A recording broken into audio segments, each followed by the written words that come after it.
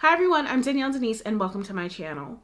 Today's video is a bit of an impromptu video because I really wasn't gonna make it, but I just kept getting this push that there is somebody out there that needs to hear that it is okay to walk away from a job opportunity or to turn down a job opportunity. In hindsight, I think there's two reasons why I experienced a few of the experiences that I had. One is to make this video. Two is for in the future, when I look back on my life, I'll be like, I'm glad that that didn't work out. So I would love to share this story with you. It's not really a story, it's just a couple experiences that I feel are rather important to share. Again, this video is impromptu, so there's no straight storyline with it. And I hope that the message comes off clear and is helpful to that one person that I just have in my head that I don't even know if they really exist or not, but yeah. And hopefully the YouTube algorithm is kind and gets it to them. I don't really care how this video does, as long as one day in the future somebody's like, yo, I needed this. If it's today when this video is uploaded, or if it's years from now, then this video was worth it. What I went through was worth it. So if you'd like to hear my story and my reasoning as to why it's okay to walk away from job opportunities, please keep watching and be sure to subscribe.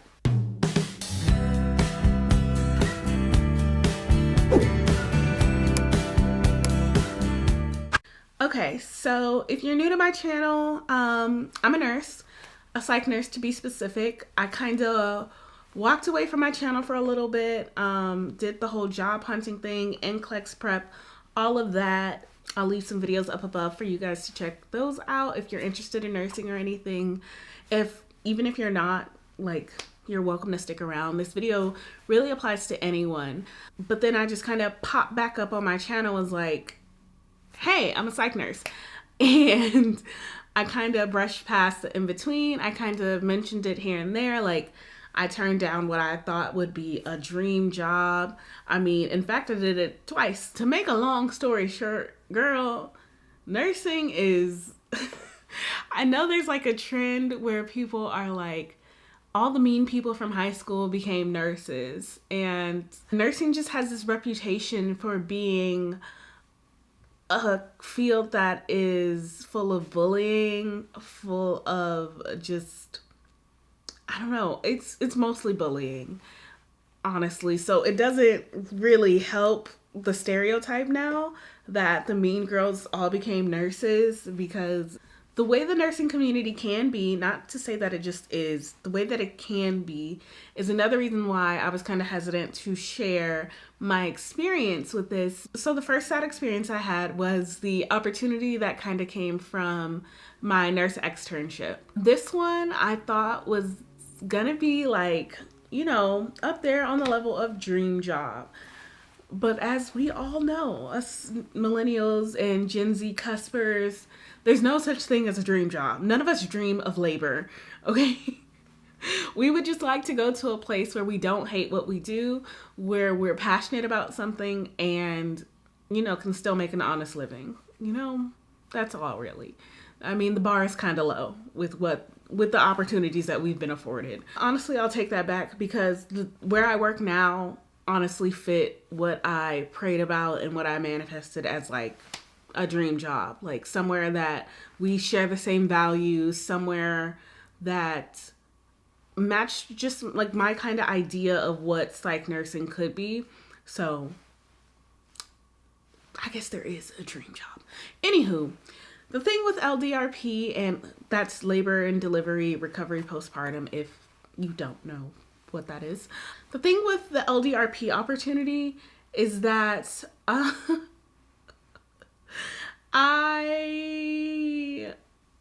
looking back on it, I can understand where I went wrong, for sure.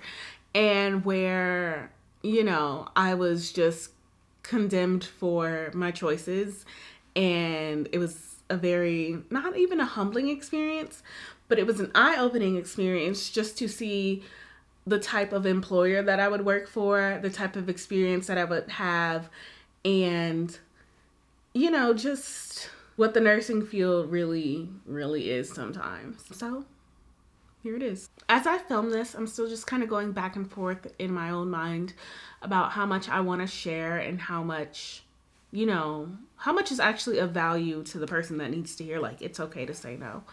So excuse me for that. Basically, the experience as an extern taught me a lot. I learned a lot. It was hard. It was challenging, but some days were fun.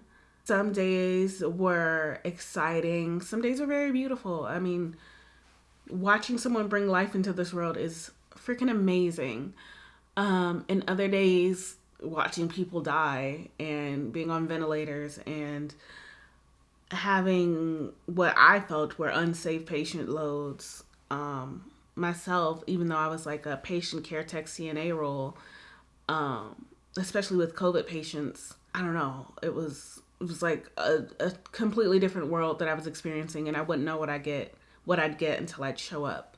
I don't know, and I'm starting to forget a lot about it, but just the feeling, like I can still feel those feelings as I talk about it. So I don't know how much I want to share when it comes to that, but basically, let's get into the meat and potatoes, which is the interview that kind of ended it all, or ended what I thought would be like the dream. So basically, leading up to the interview, we all, like as externs, got a little bit of info that they were going to officially open up job applications for us to apply as externs, and they were going to do like a special new grad program specifically for us externs. So I was like, that sounds cool. Like, I kind of do want to work in L&D, and I only took the opportunity because it was an LDRP originally. Like, I ended up everywhere else in the hospital. But I was like praying, and I was like, God, like, I used to want to be an OBGYN back in the day, like in high school. I mean, amongst other things, when I was like trying to be pre-med or whatever. I was kind of like praying, like, God, I got the externship.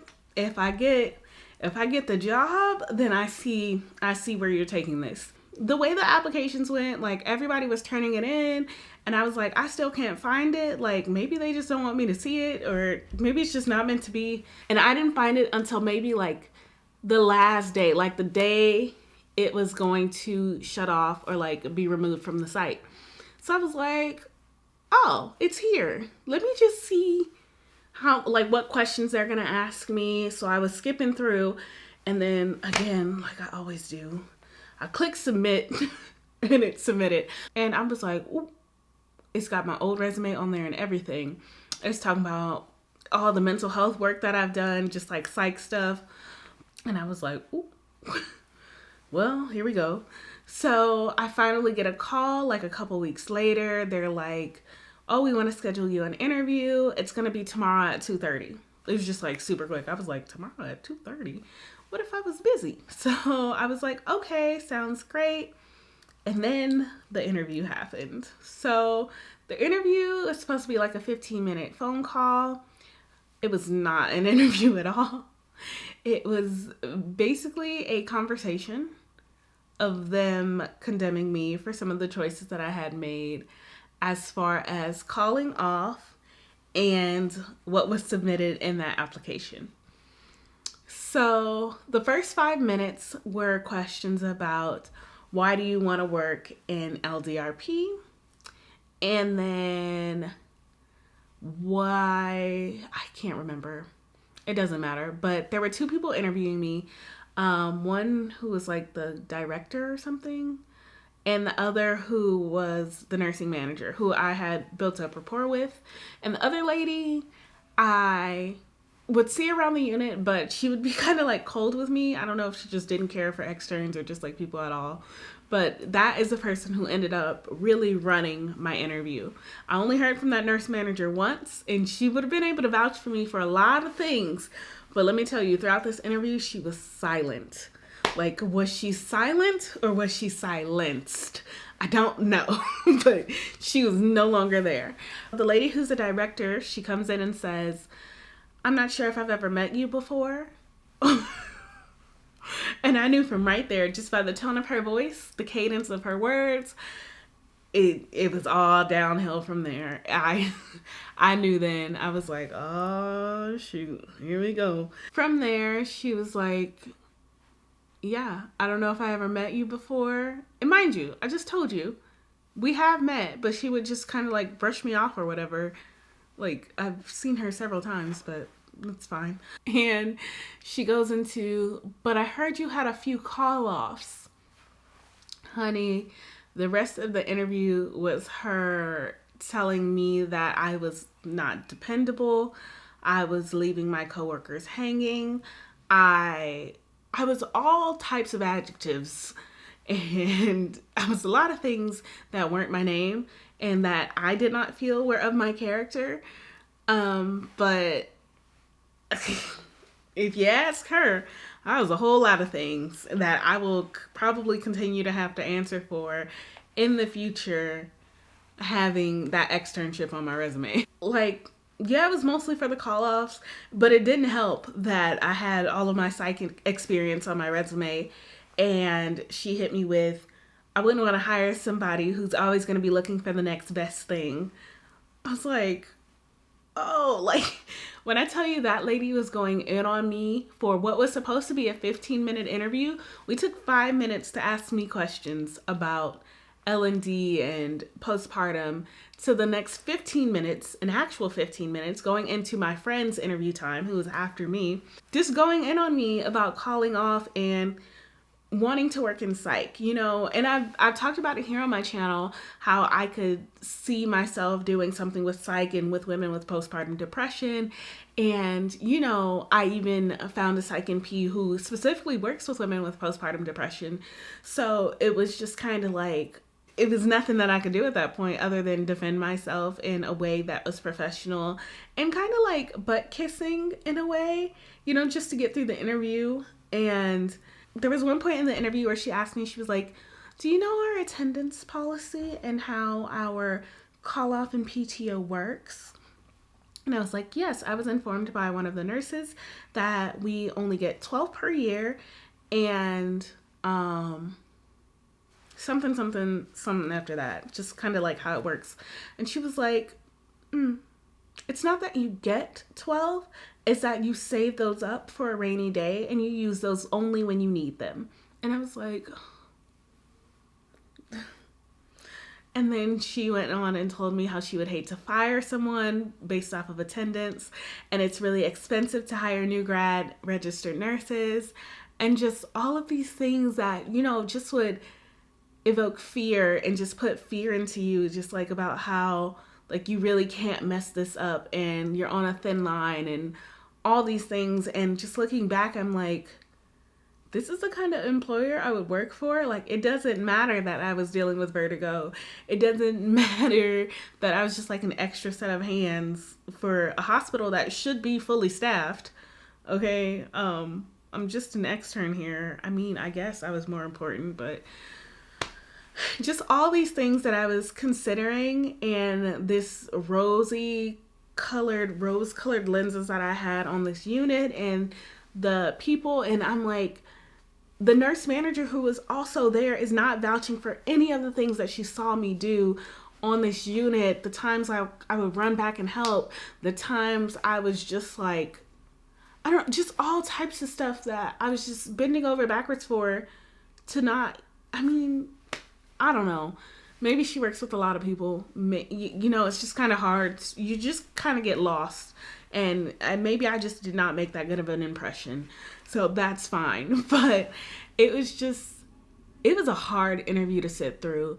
And it was like, I wish I could remember everything. But it's probably good that I'm not, because it's not necessary for the point of saying it is okay to walk away from opportunities like that.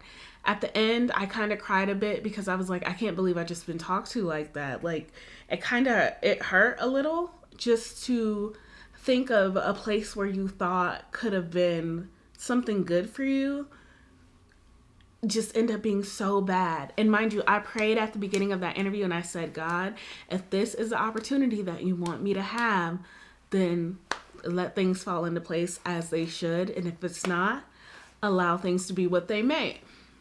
And boy, oh boy, did it turn out that way. Like, if God said no, it was on a big teleprompter, like a big flashing red light sign, like a billboard just saying, no, no, no, no, this ain't it. This, nope.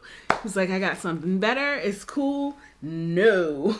And that's just that experience. So before I even waited for the job offer, I went ahead and I sent a letter about 3 paragraphs long of just how I valued my experience. It was a great learning opportunity, but I don't think that place would be best fit for me. I thanked them and I just said I'm done with it, because I wish I recorded that interview. I wish I could have done that. I wish I still remembered some of the things that were said to me. Like, it was so bad. It was such a terrible experience. And I could have just shut up and just went with it and just let that be a moment of, I guess, learning and just knowing that, like, hey, calling out isn't something that you can do. Using PTO isn't something that you can do, especially if it doesn't get approved. All of those things, it just won't fly there. And I could have just let that be that. But no, I said no. And after that, I had other opportunities just falling in. And I was just like, well, look at that. You turned down one opportunity to have 3 more right in front of you that you get to choose from that match what you want from a career. And then the next interview I had was at another hospital that I considered to be a dream hospital. And in this scenario, the person that was interviewing me didn't even show up. Mind you, I was on vacation and I was in a different time zone and I was sitting there waiting and waiting. And then I emailed them. I'm like, hey, are we still meeting today? Basically something along those lines. And they were like, oh, I thought I sent you the email saying like I was moving the interview time. And then they were like, oh yeah, I sent myself that email as well. And it turns out I didn't get it as well. I'm like, was there really an email to begin with? Or was I just sitting here looking stupid? These are just like little previews as to what it would be like to work for these people and work on these units. Like, 1, late for the interview, doesn't value my time.